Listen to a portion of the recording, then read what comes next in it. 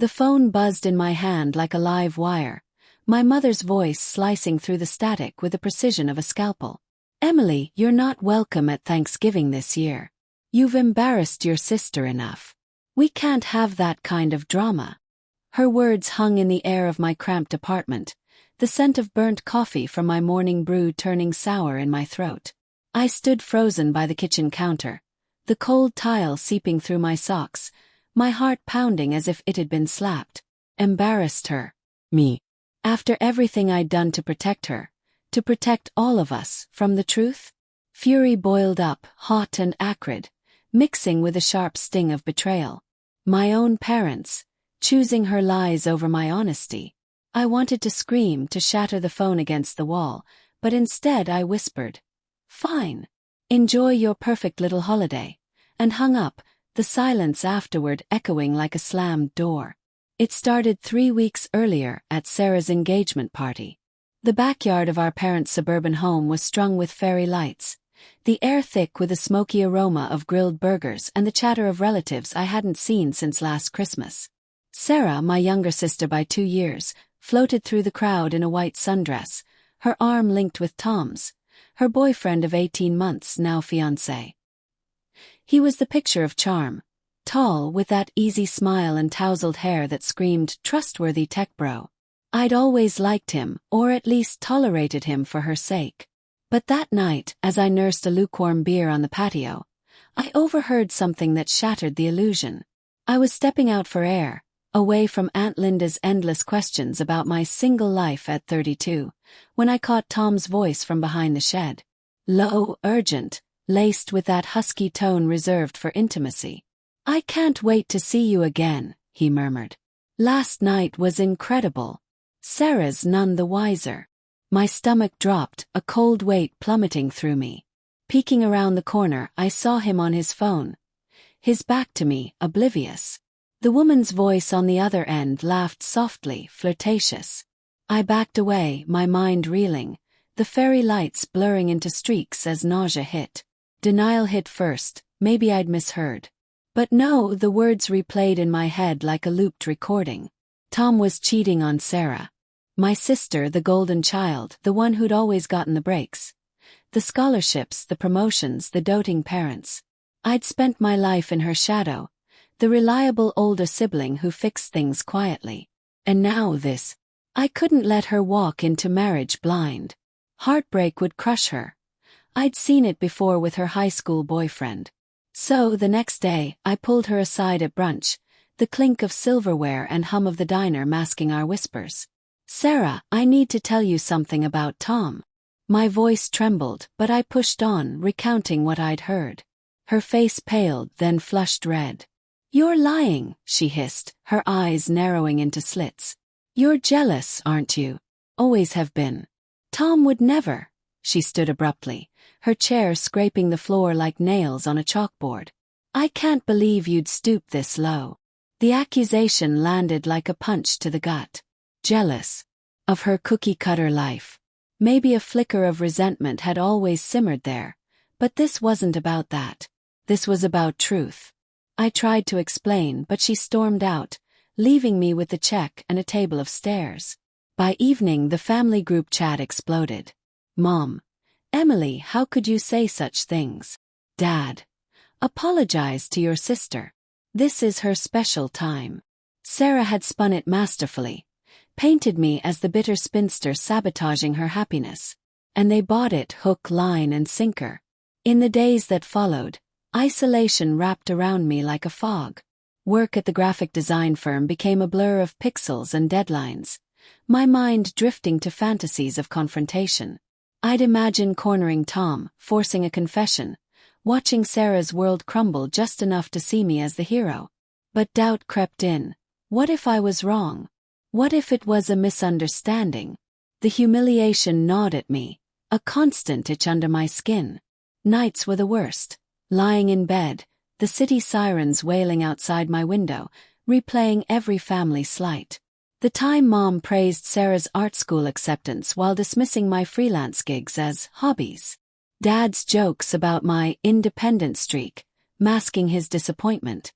Resentment festered, turning to something darker. A quiet, seething anger that whispered, "They deserve to know what betrayal feels like." Then, 2 days after the uninvitation call, my phone lit up with an unknown number. I almost ignored it, my thumb hovering over decline, but curiosity won. "Hello, Emily. It's Tom." His voice was hushed, strained, like he was calling from a closet. My pulse spiked, a mix of triumph and trepidation. "We need to talk.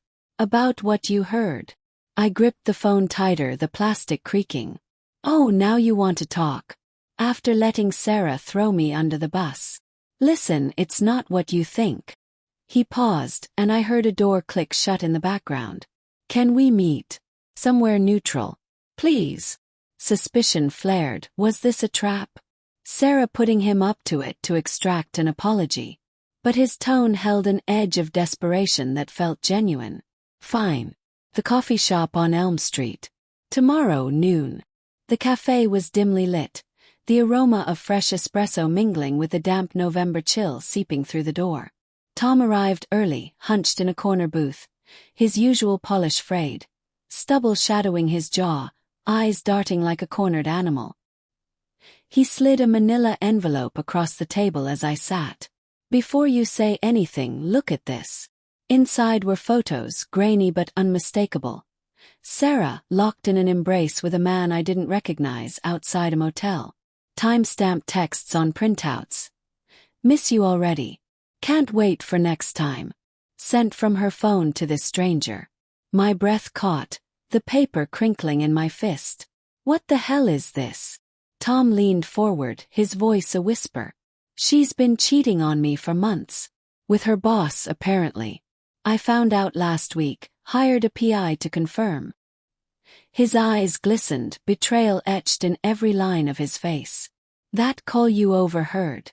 It was me talking to my sister. She's been helping me gather evidence." I was venting about Sarah. The world tilted. Sarah the cheater. My mind raced, piecing it together. Her defensiveness, the quick pivot to accuse me, it all clicked. She'd known I'd overheard something damning, but twisted it to point at Tom. And our parents. They'd swallowed her story whole, uninviting me to preserve the facade. Heartbreak surged, raw and unrelenting. My sister, my blood, had betrayed not just Tom but me. "Family. Why tell me now?" I asked, my voice steady despite the storm inside. "Because she convinced your parents you're the villain. I think she plans to pin more on you. She mentioned evidence, that you fabricated the story out of spite." He rubbed his temples, guilt flickering. "I should have spoken up sooner. I'm sorry." Obsession took root that night, tendrils wrapping around my thoughts as I paced my apartment, the floorboards creaking underfoot. Anger morphed into cold resolve. Sarah had humiliated me, turned our family against me. But now, with proof in hand, I could expose her. Yet doubt whispered, would they believe me? Or would she spin it again? No, exposure wasn't enough. I needed her to feel the sting, the isolation I'd endured. Revenge simmered, not hot and impulsive, but calculated, like a chess game where every move hit a trap. I started small, subtle. An anonymous email to her work HR, hinting at inappropriate office relationships with attached photos, cropped to obscure sources. Not enough to destroy, just to plant seeds of doubt. Then a whispered tip to Aunt Linda, the family gossip.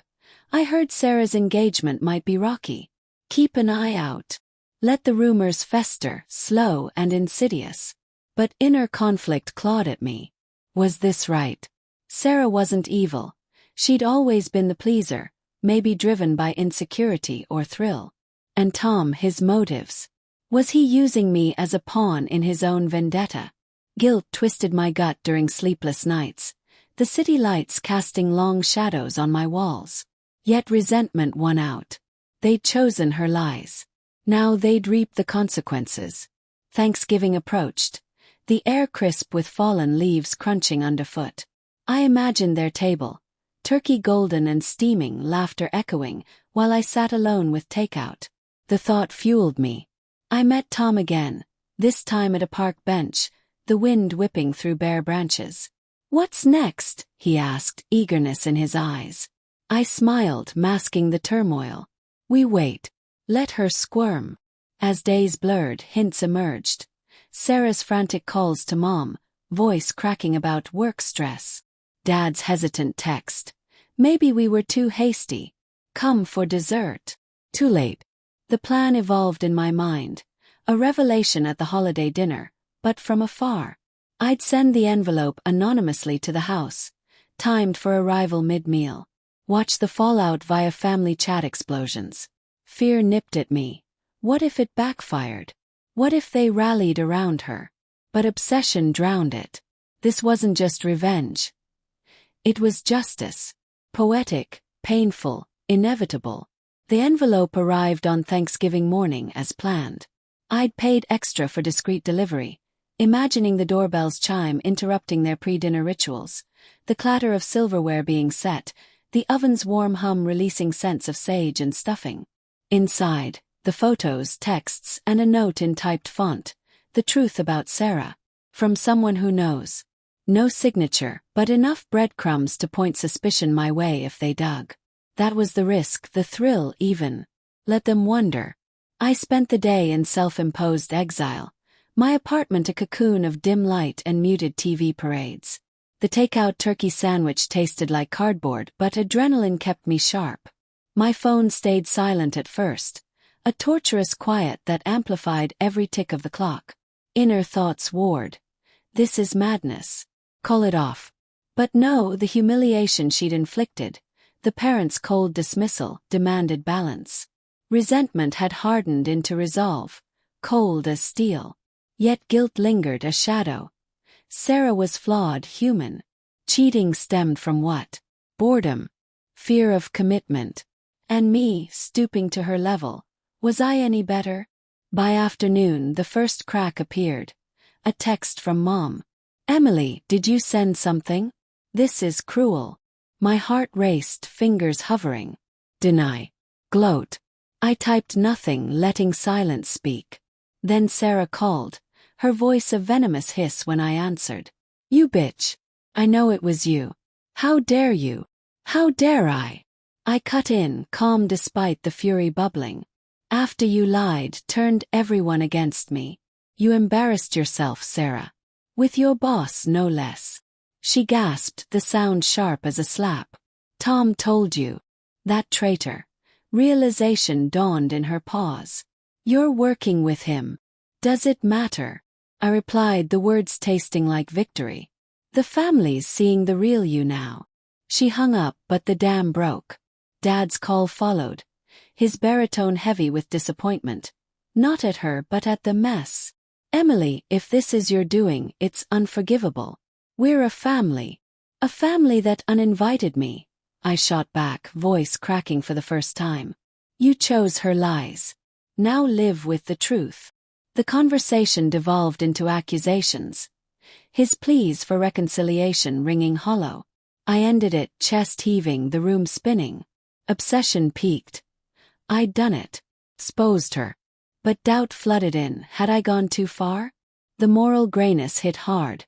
Revenge felt justified, yet tainted. What if it shattered them irreparably? Tom texted next. "It's chaos here. Sarah's denying everything, but the photos are damning. Your parents are in shock." He was at the dinner, invited despite the rift. Irony at its finest. "She's breaking down. Crying, blaming me." Good, I thought, but the word soured. Picturing her tears, the family's stunned faces around the table. Plates half-eaten, wine glasses forgotten, stirred unease. This wasn't the clean justice I'd fantasized. It was messy, human wreckage. As evening fell, the city outside my window twinkled with holiday lights, a stark contrast to my isolation. I paced, the carpet muffling my steps, mind racing through scenarios. Would they forgive her? Shun me forever?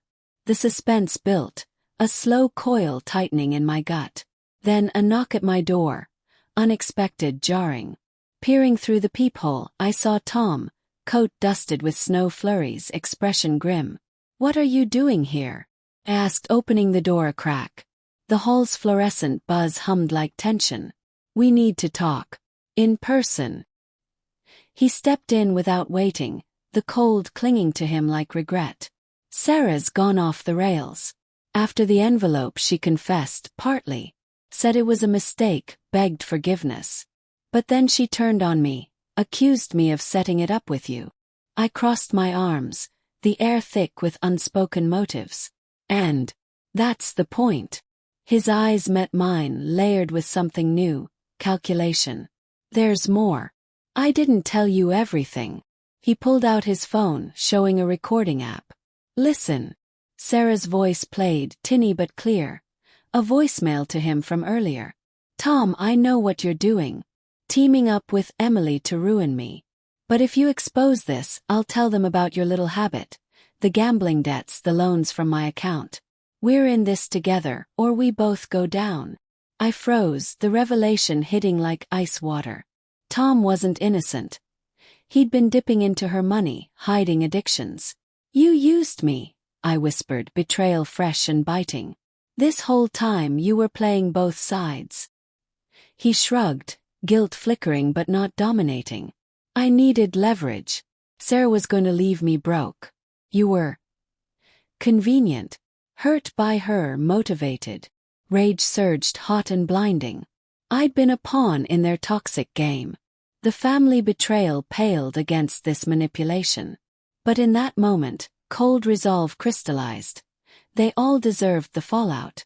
"I have one more card," I said, voice steady. "The full PI report. It implicates both of you. Her affair, your embezzlement." His face paled. "Emily, don't. We can fix this quietly." "No." I grabbed my laptop, fingers flying as I drafted an email to the family. Attachments included. No anonymity this time. "You've both lied enough." He lunged for the computer, but I dodged, hitting send. The whoosh echoed like finality. Suspense peaked as notifications pinged. Mom's gasp in a voicemail, Dad's furious text storm. Sarah's call came last, sobbing. "Why, Emily? We were sisters." "Were," I replied, the word heavy with finality. "You betrayed me first." But the twist came hours later, in the quiet aftermath. A knock again, police at my door. "Ma'am, we have a report of harassment and forgery. From your sister." Panic gripped me. Forgery. The photos. Had I altered them unwittingly? No, but Sarah's spin. I'd fabricated evidence, stalked her. Tom's recording. He'd deleted it, covering his tracks. The officers' stern faces blurred as handcuffs clicked, the metal cold against my wrists. In the squad car, the city lights streaking by, realization dawned. Revenge had boomeranged. I'd pursued justice, but in the moral gray, I'd become the villain. Poetic justice, perhaps. My obsession blinding me to the consequences. As the station loomed, guilt washed over me, mingled with defiant resolve. They'd pay even from behind bars. But the heartbreak, that was mine alone. In the end, betrayal's cycle closed, leaving only ruins. And me wondering if any of it was worth the price.